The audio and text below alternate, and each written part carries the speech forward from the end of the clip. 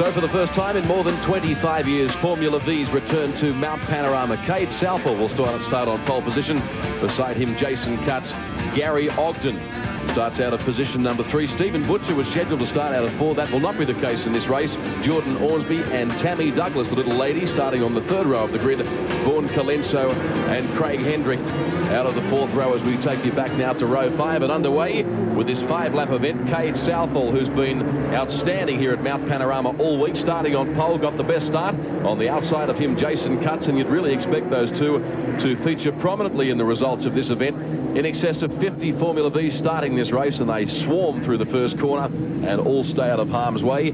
Joining me in commentary for this event, one of Australia's leading motor racing journalists, Phil Brannigan. They are a great sight, Phil. Yeah, and it is wonderful to see them back at Mount Panorama, as you said, David. It's been, as you said, more than 25 years since we've seen them here on the big mountain. 1974 was the last race, and some of the drivers in this race were in that race all those years ago. 4 wide up Mountain Straight the first time. This is the formulas in the country.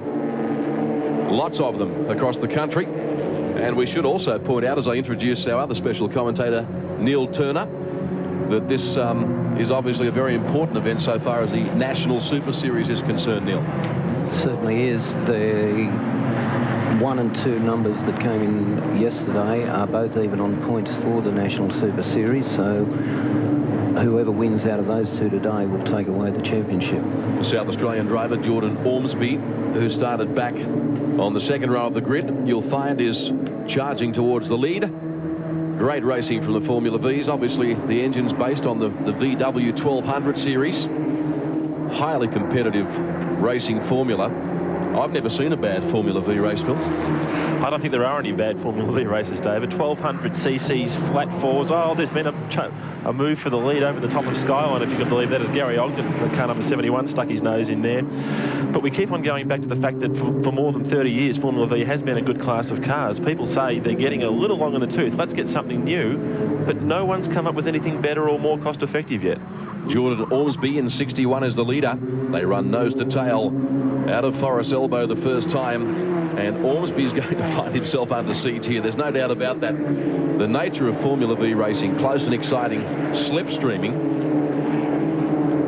Well, we're going to give our viewers a great example of what slipstreaming is all about. Look at them now, 3 wide down Conrod the first time, and Ormsby has been absolutely swamped. Yeah, he was the one without the toe. 3 cars behind him just went past 1, 2, 3. And look at this, we're going side by side into the chase. This is only lap 1 of 5.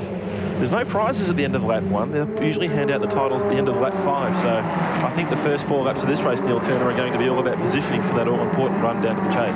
It's always the way to get yourself in the right spot so that you do get the toe on the last lap. Some people even stay back a little just so they can make sure they get it right at the end. But it doesn't look like they're doing it now.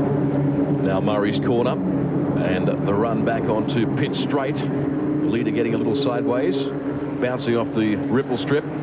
Interesting to get the split as they go across the start-finish line. You'll find they're separated by just about nothing. You could throw a tally-ho paper over the leading 2 drivers.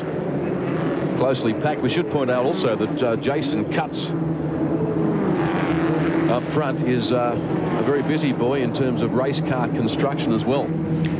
Yeah, Jason has designed and built both the cars that are coming 1 and 2 now, called the Jacer.